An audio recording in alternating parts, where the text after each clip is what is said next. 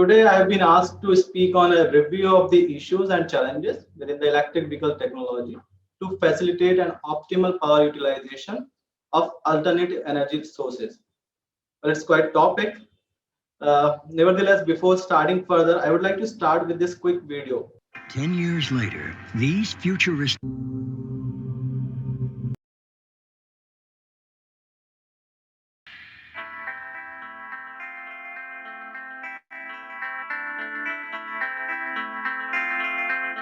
In 1996, electric cars began to appear on roads all over California. They were quiet and fast, produced no exhaust, and ran without gasoline. 10 years later, these futuristic cars were almost entirely gone. What happened? Why should we be haunted by the ghost of the electric car? The exciting thing about this is the cost of operating the car is the same as if you were driving a typical gasoline car, but the gasoline only costs 60 cents a gallon. I plug it in at night, and when I need to drive it, I unplug, drive it away. Believe it or not, that sucker goes. That Really? thing will take you so fast you could get a ticket. Wow, I didn't know this existed. How come I don't know about this? Have you seen this on TV? People who control the marketplace today, the oil companies, have a strong incentive to discourage alternatives. They make too much money with their technological stagnation in the internal combustion engine. For the last 15 years, they've been telling us the fuel cells are 10 to 15 years old. There's still roughly 1 trillion barrels worth of oil in the Earth's crust. That's $100 trillion worth of business yet to be done. General Motors made a commitment to the Hummer because they could see the Hummer would make them money. The electric vehicle is not for everybody. It can only meet the needs of 90% of the population. We're up against the automobile industry, the oil industry. It's David versus Goliath. Who killed the electric car? Lack of corporate wisdom. In my opinion, it's big oil. The murder was committed by the General Motors company. What's interesting, you're going to be shredding some new cars. Why are you shredding them up? A little bit of a mystery, really. That seems like a shame.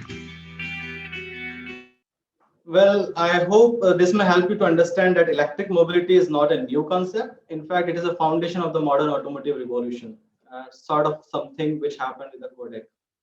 Now, coming back to the topic, a review of the issues and challenges within the electric vehicle technology to facilitate an optimal power utilization of alternative energy resources. I would like to reframe the question. I would reframe it in a way that how electrical technology can facilitate, or in fact, electric mobility can facilitate the uptake of alternative energy resources. The investment in energy storage devices in recent years has been on account of the investment in auto sector. These energy storage devices can be utilized to the storage of alternative energy efficiently. In fact, the time of day and the time of use strategy can help in uptake of the renewable energy sources in the charging of electric vehicles.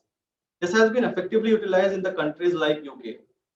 Further, the EV case is not viable from the environmental perspective until the renewable energy is not utilized for charging, that to efficient charging mechanisms. In fact, one more topic is that of the grid balancing, which was ignored otherwise for the alternative energy resources till now, is now at the forefront on account of the e-vehicle charging requirements and cost parity in the long run with the internal combustion engines.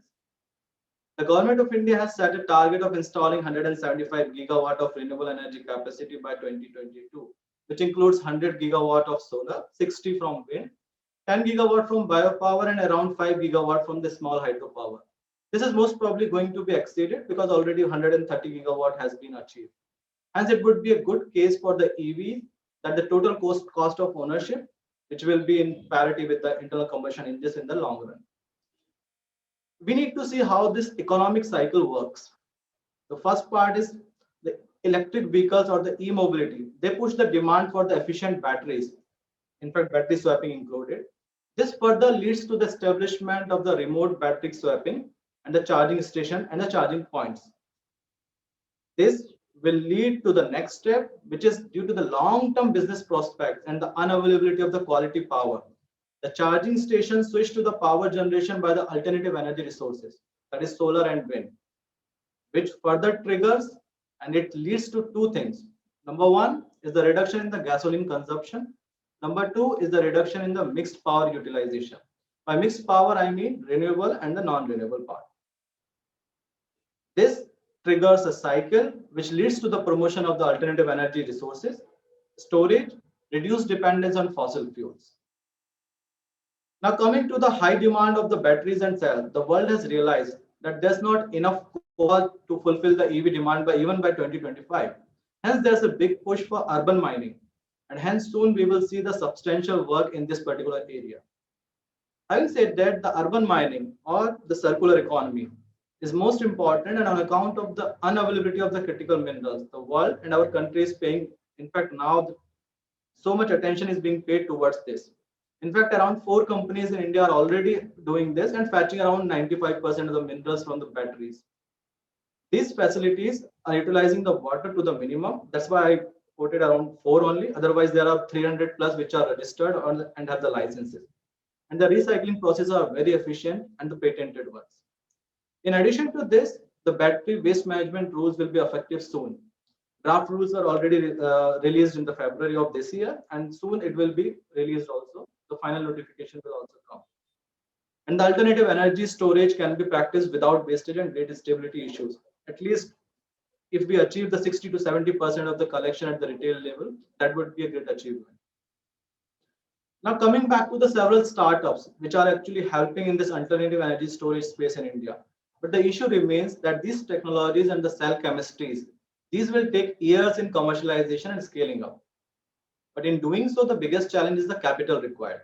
We have to understand that the push to EV has actually facilitated the flow of capital in this sector, that is the energy storage.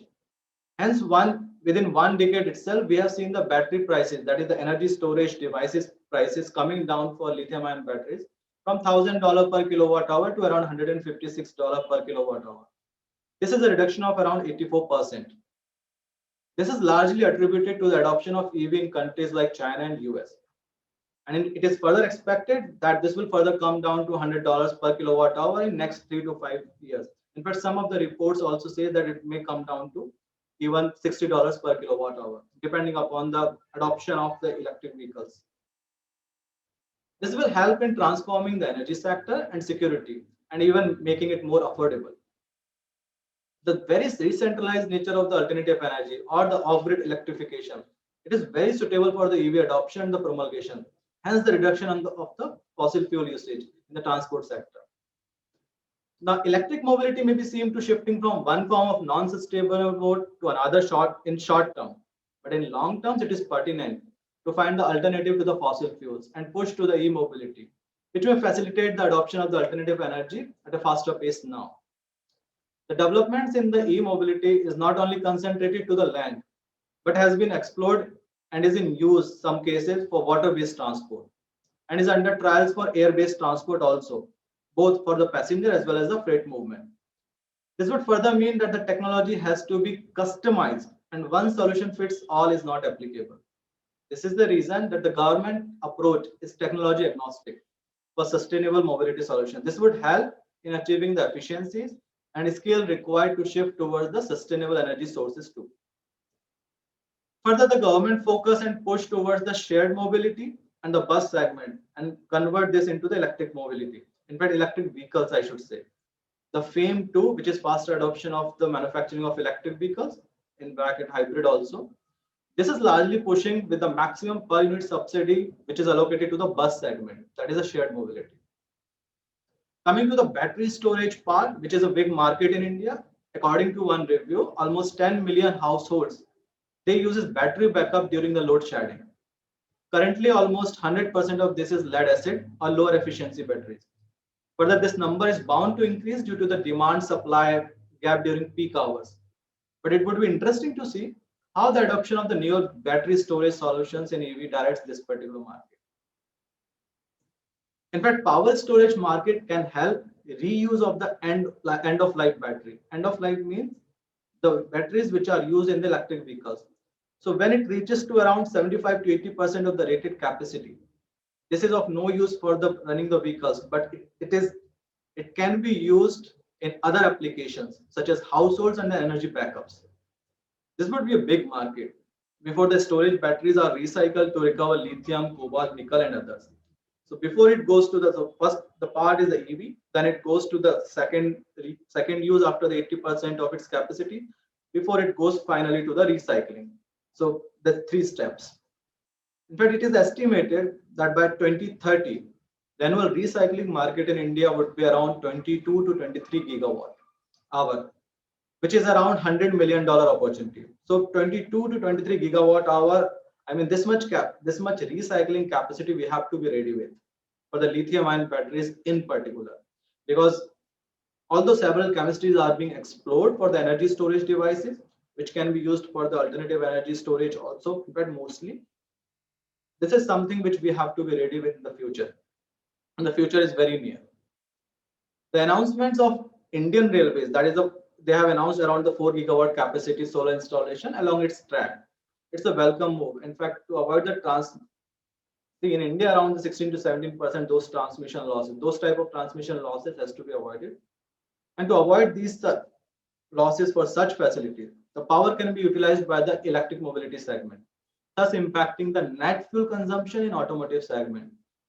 Currently, automotive segment accounts for 99.6% of the gasoline and the 67% of the total diesel demand in India. And when we use this, it will also bring the operational cost efficiencies.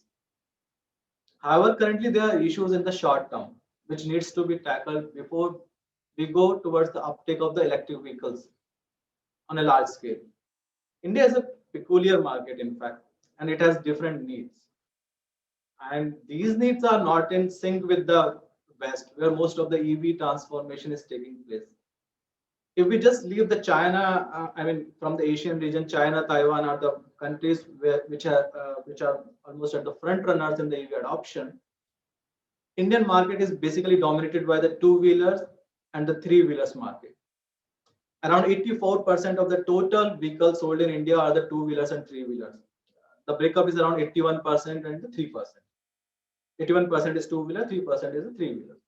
The charging needs of these vehicles are small. They are less than 3 kilowatt power requirement. And they are the torch bearers of the transformation to cleaner mobility in India. With the adoption of the battery swapping rules, which were recently announced, the vehicle has been separated into two units. The first part is the vehicle chassis. The second part is the energy part, which is the fuel part, which actually going to drive this battery, that is energy storage part. So the energy business would be more viable when it is carried out with the most reliable, lowest cost, low transmission losses, and would be available even without the availability of the grid, which are alternative energy sources. Hence, a big push for these will come in this form too. Now, let us understand the electric mobility is not only about using the battery, which is charged by the electric sources, but it is also about developing, exploring, and innovating the efficient non-conventional sources of energy. Let's take an example, something like Japan, which are betting high on the hydrogen-powered vehicles. In fact, their government has declared that they would be first hydrogen society almost 2 years back. That's what they have declared. And currently, almost most of the hydrogen is being obtained through the fossil fuels, including coal.